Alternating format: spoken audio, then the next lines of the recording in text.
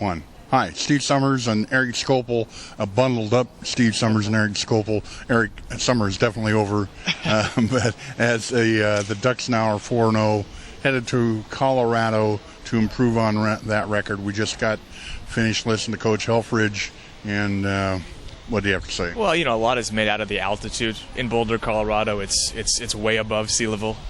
But what he said is, and obviously he's got experience having coached in Boulder. We talked about that in the last couple of days on the website. But he makes it sound like, using some sports science, that in the game of football, altitude does not play a part in the game. If he said, I think he said, if you're running a marathon or in a bicycle race, it might, but in the game of football, it won't. In fact, he says people should be able to move faster because of the altitude. We'll see if that's true on Saturday.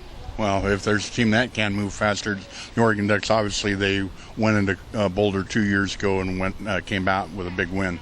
Yeah, and the series history, the last two games, Oregon has won 45-2 and 70-14, so somewhat easy. And we did see D'Anthony Thomas will have that video up on the website.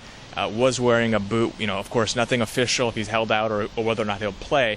But you kind of feel like they're probably going to be okay regardless of whether or not he plays. And this might be an opportunity, much like it was the last time they visited Boulder with LaMichael James's injury, to get guys like Byron Marshall and Thomas Tyner a lot of snaps. Well, as you mentioned, D'Anthony Thomas, it seemed to me as the players came out, everybody's attitude was sky high. It was a little wet and rainy out here for the players, but no one was complaining. They came in and did their interviews and went out. Yeah, and D'Anthony's, I guess, kind of he didn't seem like he had just received terrible news, I think is the way you could put it. He seemed upbeat. He seemed positive. It didn't appear that he had just been told, hey, your season's over or something like that. And so he was wearing a boot, but he was also in full pads. And he said he took in part in some drills and had, as you'll see on the website, he wasn't held entirely out of practice. So that's a positive thing. Yeah, it strikes me that his attitude alone probably is going to give him points to get back. I wouldn't think that he would play this upcoming week, particularly because he was in a boot. But certainly down, perhaps Washington, you might see him there. And they probably need him against Washington more than they do against Colorado. Well, there were several questions that were asked Coach Helfrich.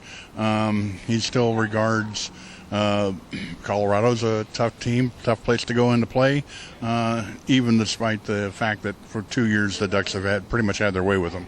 Yeah, and we talk about this every week. They're gonna find a couple of bullet points to point out as to why this game's going to be competitive, why they're going to be challenged, and then seemingly every Saturday they come out and they win by 4 or 5 touchdowns. So, one of the things he said is that they have a receiver, Paul Richardson, who can score whenever he touches the football.